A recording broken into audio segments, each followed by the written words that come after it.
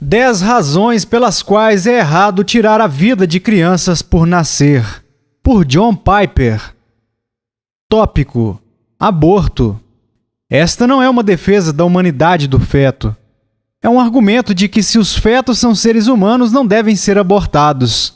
Existem alguns abortistas que acreditam que os fetos são seres humanos, mas estes médicos fazem abortos regularmente de qualquer maneira, porque eles acreditam que tirar a vida humana inocente, apesar de trágico, é justificável tendo em consideração as circunstâncias difíceis enfrentadas por mãe e filho. Alguns destes médicos querem ser cristãos e bíblicos, e não veem a sua prática como errada. Eu escrevi este pequeno texto para encorajar estes médicos a reconsiderar.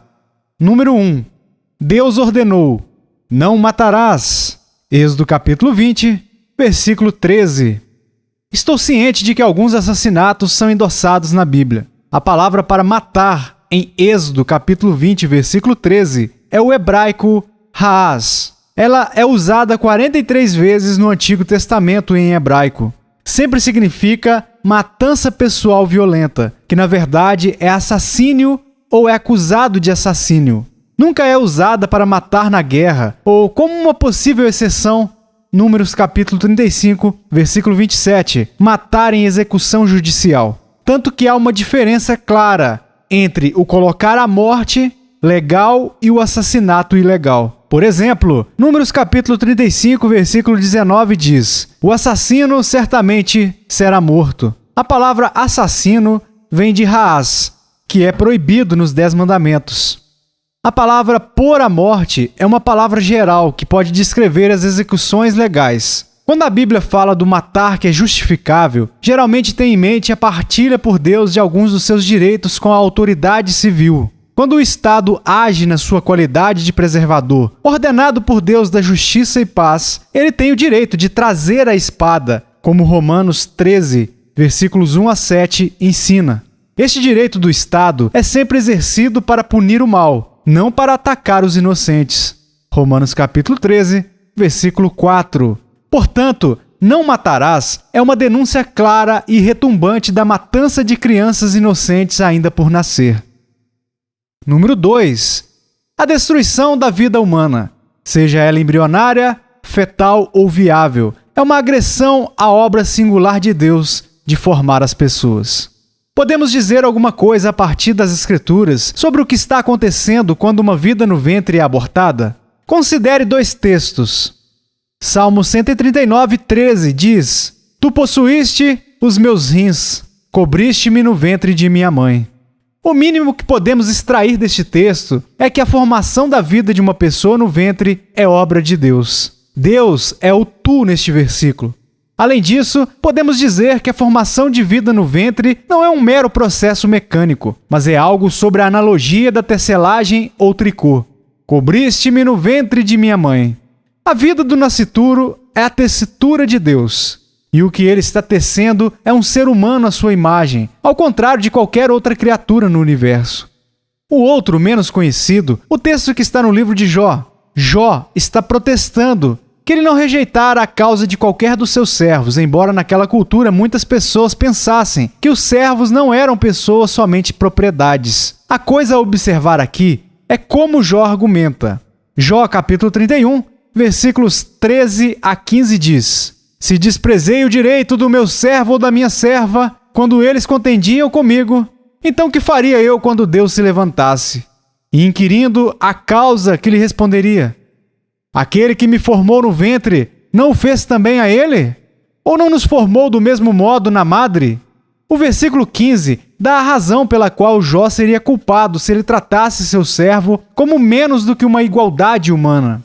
A questão não é realmente que uma pessoa possa ter nascido livre e a outra nascido na escravidão. A questão remonta antes do nascimento. Quando Jó e seus servos estavam sendo formados no ventre, a pessoa-chave no trabalho era Deus.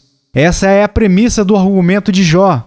Então ambos, Salmo 139 e Jó 31, destacam a Deus como principal trabalhador, nutridor, formador, tecelão, criador, no processo de gestação. Por que isso é importante?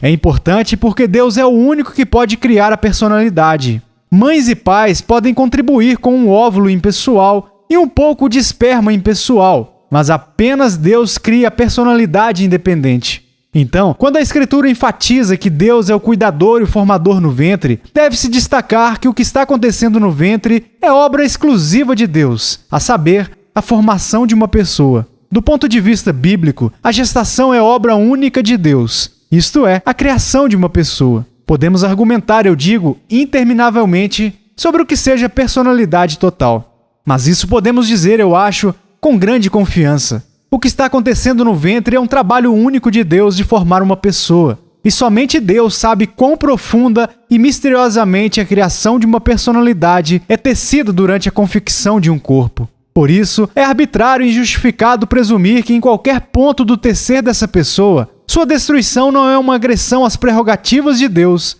o Criador. Para colocá-lo de forma positiva, a destruição da vida humana concebida, seja ela embrionária, fetal ou viável, é uma agressão ao trabalho único de Deus de formar as pessoas. O aborto é uma agressão a Deus, e não apenas ao homem. Deus está trabalhando no ventre desde o momento da concepção.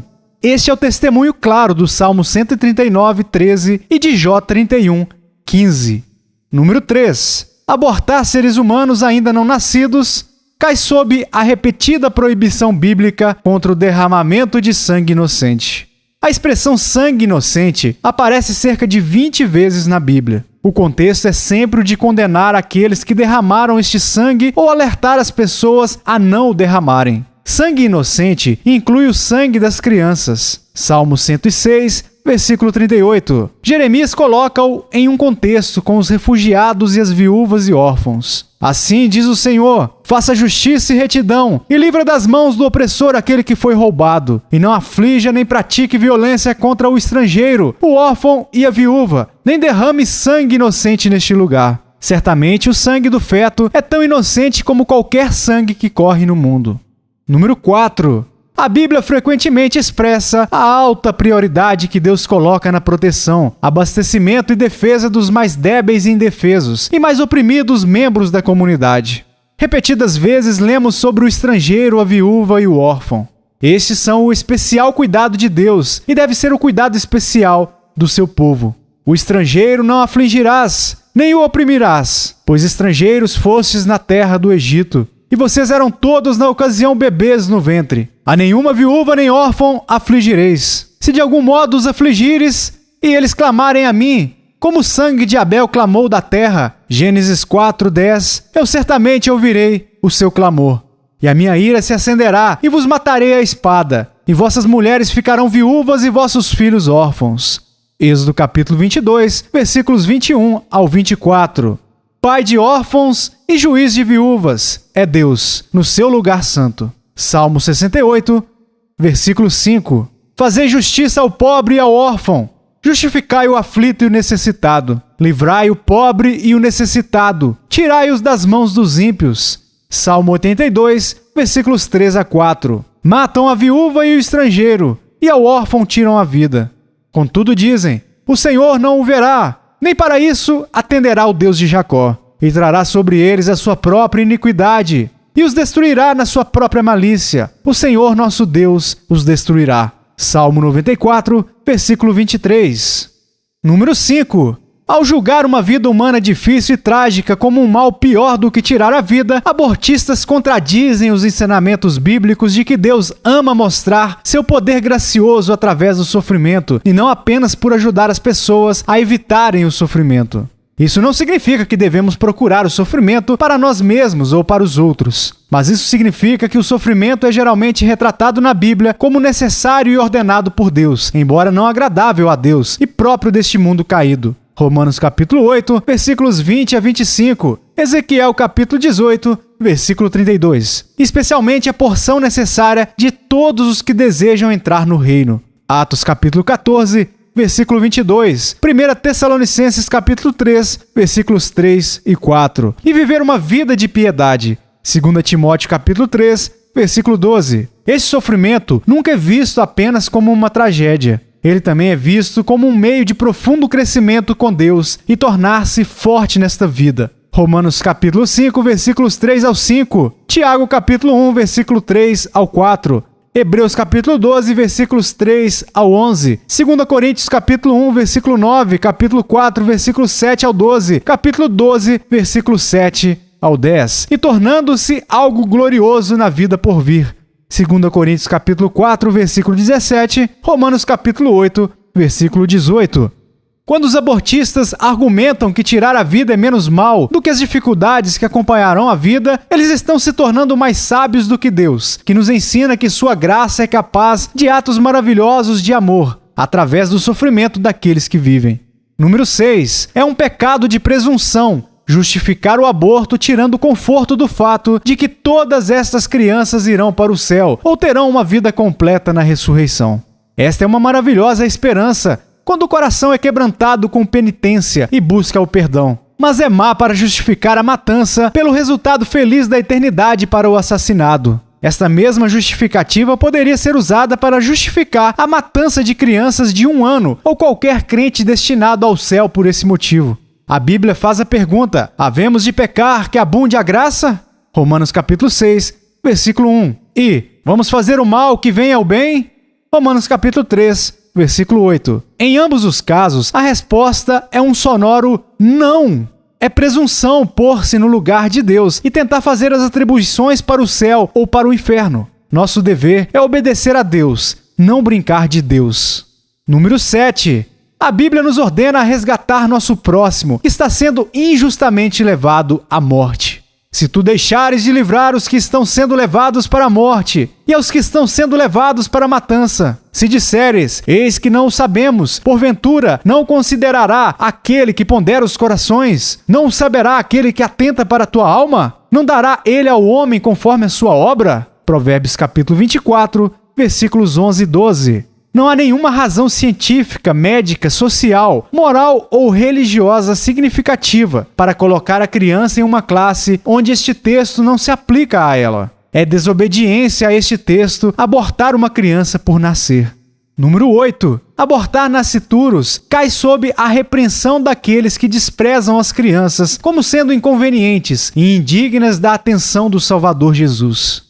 E traziam-lhe também os meninos, para que ele lhes tocasse. E os discípulos, vendo isto, repreendiam-nos. Mas Jesus, chamando-os para si, disse: deixai vir a mim os meninos, e não os impeçais, porque dos tais é o reino de Deus. Lucas capítulo 18, versículos 15 e 16. A palavra para meninos em Lucas 18:15 é a mesma palavra que Lucas usa para a criança por nascer no ventre de Isabel, em Lucas capítulo 1, versículos 41 ao 44. E lançando mão de um menino, pô-lo no meio deles, e tomando nos seus braços, disse-lhes: qualquer que receber um destes meninos em meu nome, a mim me recebe. E qualquer que a mim me receber, recebe, não a mim, mas ao que me enviou. Marcos capítulo 9, versículos 36 e 37. Número 9.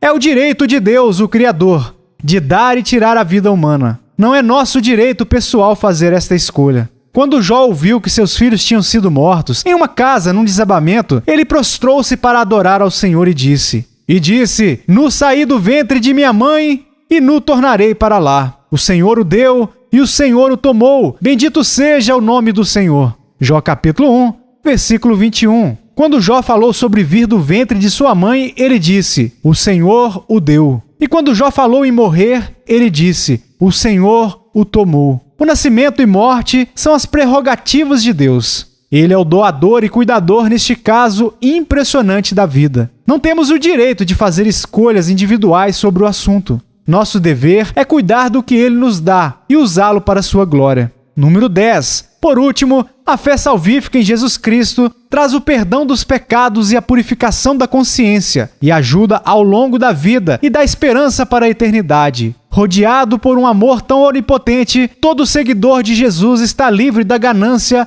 e do medo que podem seduzir uma pessoa a abandonar essas verdades, a fim de ganhar dinheiro ou evitar a censura. Minha oração é que qualquer pessoa envolvida na prática do aborto considere essas coisas muito a sério e ore por fé e coragem para defender a vida e o amor em Jesus Cristo. Nós, da Igreja Batista Bethlehem, estamos prontos para falar mais sobre estes assuntos e orar com você e por você, se você busca forças para seguir a Jesus.